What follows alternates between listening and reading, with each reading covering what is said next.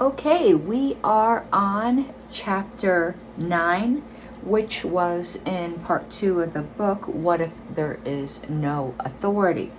And the chapter is called The Logic of Predation.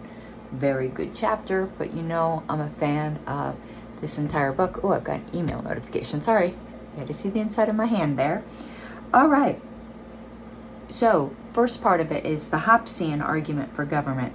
It says the solution in Hobbes' view was for everyone to agree to establish a government and to grant that government absolute power. The government would then be able to protect individuals from each other. Not in Hobbes' view should the people fear injury at the hands of the state itself. The rulers will naturally want the people to survive and prosper because that will make the rulers themselves more wealthy and more powerful. Or abstract for an ordinary person to follow. No cognitive failings prevent one from grasping the straightforward argument against predation in a state of nature. So this is arguing against Hobbes. If you attack your neighbors may attack you in turn. Nor do any of the exceptions to the rule of human selfishness speak against our conclusion. Most human beings are not sociopaths, in contradiction to what Hobbes seems to assume. Most care about others, particularly their family and friends. Most have some strong moral objections and strong negative feelings about violence and theft. These facts could only strengthen the conclusion of this section. When both prudence and morality point in the same direction, almost everyone will choose that course. And he says in a later chapter, I'll discuss institutions designed to deal with the few imprudent individuals who commit aggression despite the foolishness of doing so. So he disagrees with Hobbes, and he says the game theoretic principle would be equality of power breeds respect. No rational person wishes to enter violent conflict with others who are of equal strength to himself. The chances of losing the conflict are too great. Even the nominal victor is likely to end up worse off than before the conflict because the damage caused by fighting is almost always greater than the value of the resources that are in dispute. For these reasons, rational individuals only fight defensive battles. And goes on, social conditions affecting the prevalence of violence. At least 3 broad social factors may help to explain the decline in violence. One is a matter of social values. A second important factor is economics. It says as human beings become more prosperous, the notion of fighting over resources becomes increasingly irrational. The third factor is weapons technology. The argument of the preceding subsection assumes that individuals pose approximately equal physical threats to one another, such that violent conflict between 2 individuals poses grave risks to both. But in earlier centuries, the capacity to defend oneself depended upon strength and skill with a sword or similar weapon, neither of which was evenly distributed among the population. Today, effective self-defense is available through modern firearms, requiring minimal strength and skill and only modest economic means. It was in view of this change that in the 19th century, the popular Colt revolver came to be known as the equalizer. The main reasons for expecting the state of nature to be a state of peace do not apply with equal force in all social conditions. In a society with very scarce resources, limited weapons technology, and complacent attitudes towards violence, we should expect violent conflict to be much more common than in one characterized by prosperity, advanced technology, and a liberal culture. A Hobbesian might argue that if one begins with a primitive society in a state of nature, constant violent conflict will prevent the society from ever evolving into an advanced, prosperous society unless the society first establishes a government. Be that as it may, once one has an advanced, prosperous level of society, the continuing need for government is far from clear, regardless of what role government may have played in bringing about that state of society. Game theoretic arguments do not establish such a need. To defend a need for government, one would have to posit a high degree of irrationality and imprudence. Now, what's really, really interesting here is the potential concession that perhaps government was needed in the past, but not in the future. Now, I'm not willing to concede that, but I do find it a very interesting construct in my whole idea that we evolve politically as well as biologically. And I firmly believe that the next jump in political evolution will be towards something somewhat like panarchy, that democracy was a huge jump, but we are far past that now. It's time for the next epoch. So it says the important point is that one should not assume that individual level analysis of cooperation and conflict can be transferred to the level of government. Next section is predation in a totalitarian state. So this is saying, you know, taking Hobbes's argument that power needs to be concentrated in the few and there to be a big power disparity between the government and the governed. Given the existence of a powerful government, the people who are most likely to wind up in control of the government are those who A, have the greatest drive for power, B, have the skills needed for seizing it, for example, the ability to intimidate or manipulate others, and C, are unperturbed by moral compunctions about doing what is required to seize power. These individuals are not in the game for the money. They are in it for the pleasure of exercising power. The way one feels the exercise of power is all too often by abusing those under one's power while observing their helplessness to resist. This is among the lessons of the Stanford prison experiment, which we went into in great detail in an earlier discussion. Particularly if the ruler perceives some act of defiance on the part of subjects. For example, a subject criticizes the government in some way. The ruler is likely to feel a desire to demonstrate his power by crushing the subject. The motive would be precisely that passion for glory that Hobbes considers among the causes of conflict in the state of nature. The game theoretic principle is this: concentration of power breeds abuse. It says the number of people killed by their own governments in the 20th century was more than 4.5 times greater than the number killed by non-governmental murderers, which raises the question of whether a strong government should be counted more a source of security or a source of danger. Hobbes was right to highlight human selfishness, though he overstates the point. He was right also to recognize the essential equality of the state of nature and the inequality created by government. But the political implications of these facts are the opposite of what Hobbes claimed. Equality of power breeds respect and peaceful cooperation. Vast inequality breeds contempt and abuse. The more cynical one is about human nature, the more important it is to avoid great differences of power. So that is very interesting on how the professor comes to an entirely different conclusion than Hobbes.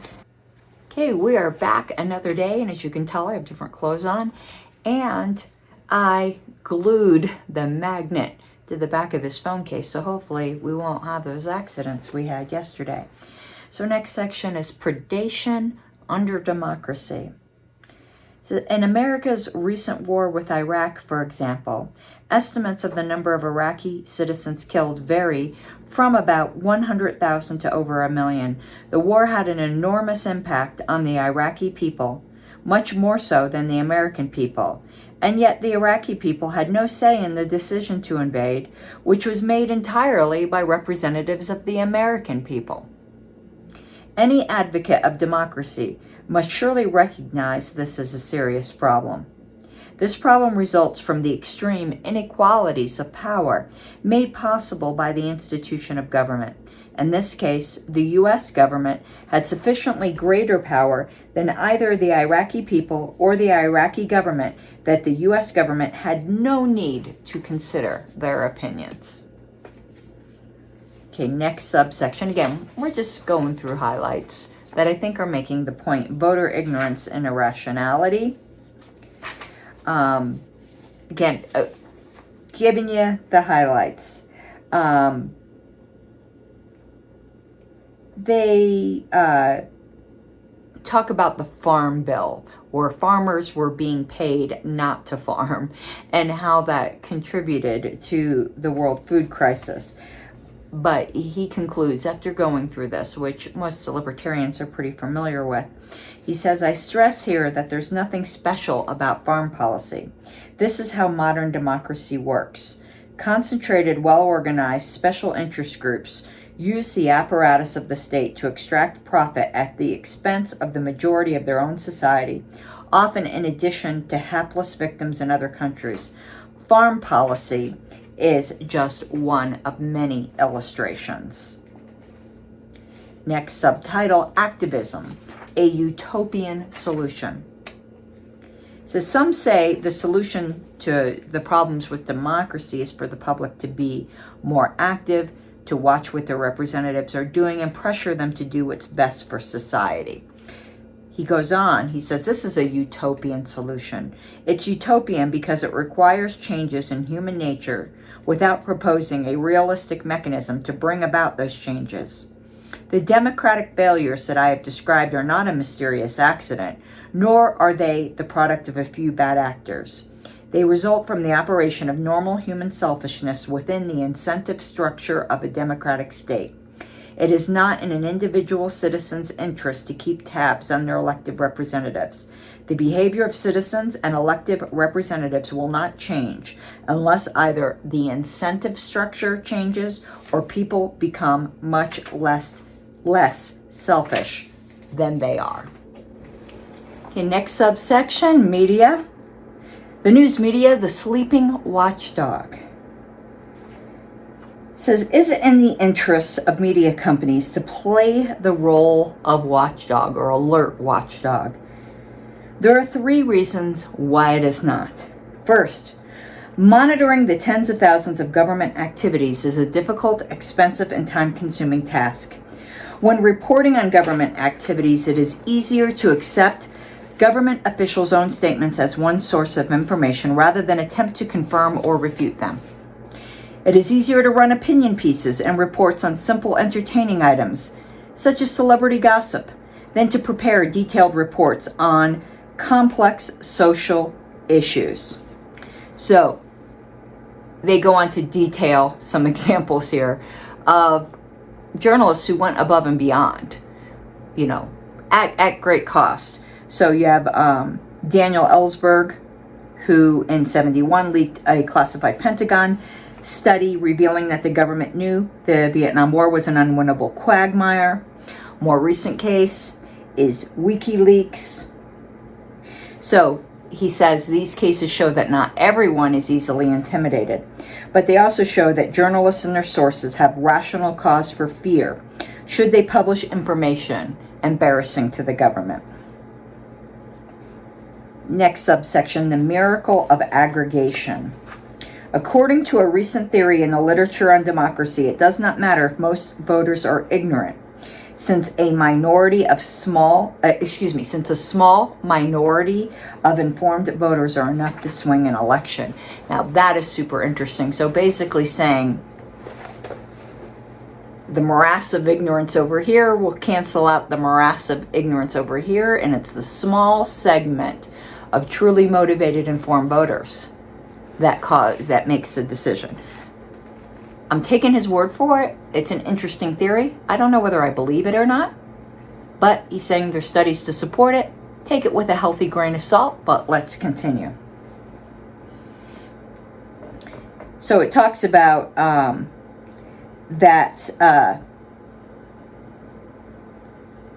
me see here. It says, the weak link in the argument is the assumption that ignorant voters vote randomly, as if by a coin flip. It says people who lack, so he's arguing against his own study, and that was my original gut. It says people without information are likely to vote on the basis of biases. Who's better looking, who's more likable, who ran more ads, whose name sounds most familiar. It says whatever that factor or cluster of factors is, it may well swamp the support or opposition of the informed voters. And that was my instinct. So Next subsection, the rewards of failure. It says the general lesson is that if some part of government fails in its function, it will most likely be given greater funding and power. Of course, the purpose of this is not to reward failure. The thinking would be that more money and power will enable the agency to solve the problem. We see this in education, don't we? But the effect is that government grows when social problems grow, and thus it is not in the government's interest to solve society's problems. Next subsection, constitutional limits. We cannot simply assume that if a constitution exists, it will be followed. Without a realistic mechanism to introduce compliance, it is overly utopian to assume that a government will restrain its activities simply because a document directs it to do so. Someone is channeling Spooner. As an analogy, imagine that I propose to solve the problem of predation by writing on a piece of paper, no one should attack or rob other people. Without some sort of enforcement mechanism, this would be inadequate. So, as always, when we hire one group of people to watch over others, the question arises, who will watch the watchers?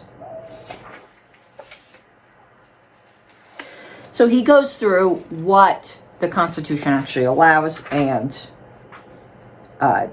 disallows. This starts getting into, I'm going to be quoting a bit here. So I think I'm going to save this for tomorrow to finish up. So there'll be another costume change, but that will finish it up for this chapter. Okay, and I'm back the next day. Hopefully we're going to finish now. So we started out where he was going to be speaking about what's actually allowed in the Constitution.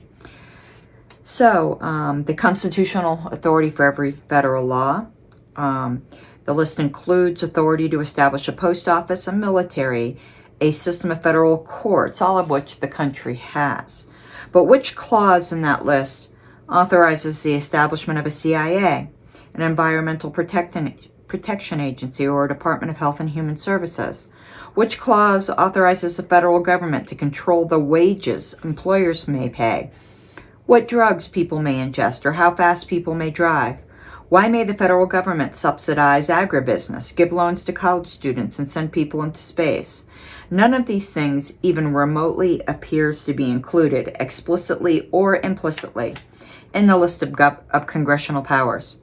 Neither do myriad other present-day government activities. Any randomly chosen U.S. federal law, program, or agency today is almost certainly to be clearly unconstitutional. Why has the Supreme Court not struck down all these laws? Here's the official story. Appearance to the contrary withstanding, they are all really authorized by the Constitution. A typical illustration of the logic is set forth by the case of Wickard, versus Filburn, decided in 1942. The Roosevelt administration had successfully sponsored a law designed to increase the price of wheat by restricting the amount of wheat that farmers could grow. Roscoe Filburn was a farmer growing wheat entirely for use in feeding livestock on his own farm. He exceeded the amount allowed by law and was fined by the Department of Agriculture. Filburn then sued in federal court to prevent the enforcement of the law against him, arguing that there was no constitutional authority for the federal government to control how much wheat he grew on his farm.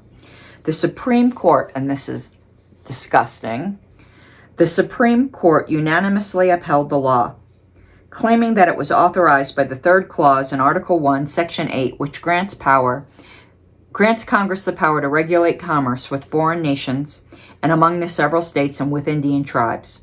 The court reasoned that because Filburn grew wheat to feed his livestock, he would therefore buy less wheat from other farmers. If many farmers were to do this, it would significantly lower the price of wheat. This in turn would have an effect on commerce in wheat, some of which cross the state borders. Therefore, by fining Filburn for growing too much wheat, the federal government was simply exercising its constitutional power to regulate interstate commerce. On this account, The problem lay not in any ambiguity or unclarity in the Constitution, such as might have been remedied by a more judicious choice of words at the time the document was written. There was no misunderstanding. The judges simply chose not to enforce the Constitution. The particular content of the opinion penned by Justice Jackson in the Wickard case is essentially irrelevant. It functions as a very thin veil to disguise the intentional expunction of the constitutional limits on the power of Congress. But if that veil had not been available, there would have been another one. So true. Many today argue that it was a good thing that the court chose to overrule the Constitution because the document as written was overly restrictive. Think of how many wonderful federal programs would not exist today if we had stuck to a natural reading of the words in the Constitution. The Constitution is a law, and laws require enforcement.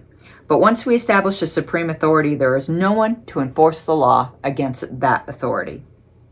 And the last section, I think, is...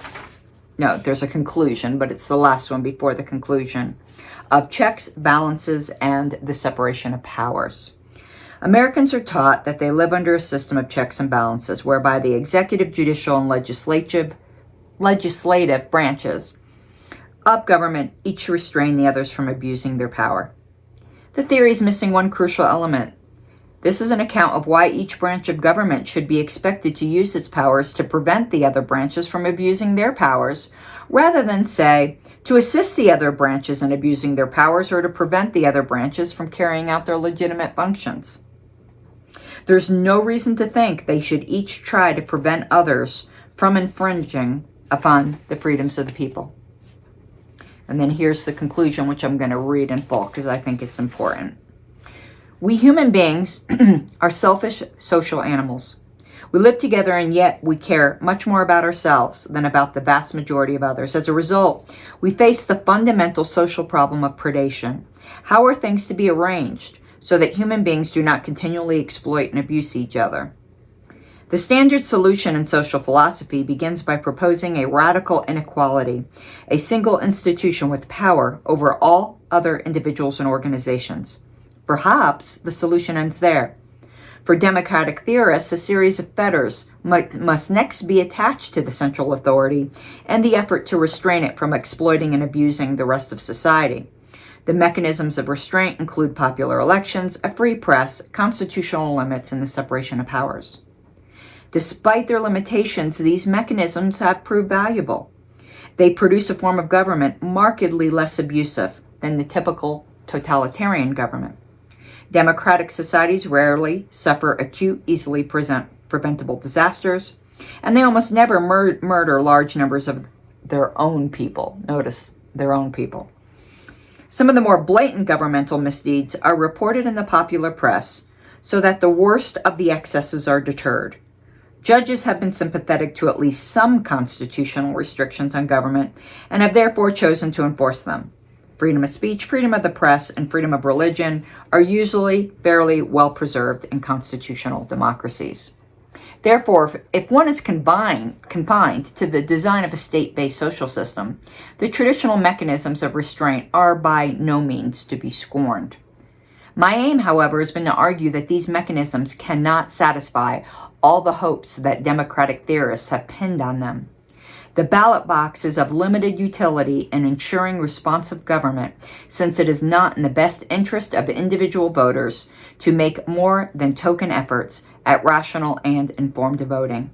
The complexity of modern government makes it impossible for even the most dedicated citizen to stay informed about more than a vanishingly small fraction of the state's activities. The news media are of limited utility, since it is not in their interest to report on the great majority of governmental errors and turpitudes. Constitutions are of limited use, since one must rely on the government to enforce the Constitution against itself, and it is rarely in the government's interest to do so faithfully. Finally, the separation of powers is of limited utility, since the separate branches of government stand to gain more by making common cause and extending government power than by vigilantly restraining each other's power. As a result, even democratic governments have grown to enormous proportions in modern times and developed into tools for small, well-organized groups to exploit the rest of society. To make further headway on the problem of social predation, we must confront its underlying cause. Predatory behavior does not occur merely because human beings are selfish. It occurs because human beings are selfish, and some human beings are much more powerful than others. Powerful, selfish people use their positions to exploit and abuse those much weaker than themselves. The standard solutions to the problem of human predation all start by cementing the very condition most likely to cause predatory behavior, the concentration of power, and only then they try to steer away from its natural consequences. The alternative is to begin with an extreme decentralization of coercive power. How such a system works will be discussed in more detail presently. So I loved that conclusion. So the next chapter is chapter 10, Individual Security in a Stateless Society. So we are getting into the hows of anarchy. And this chapter is, let's see how many pages as we do. Oh, this looks like a long one. Ooh, this is a long one. Let's see. So 34 pages. Not the longest, but not the shortest either. So that's what we'll get to next.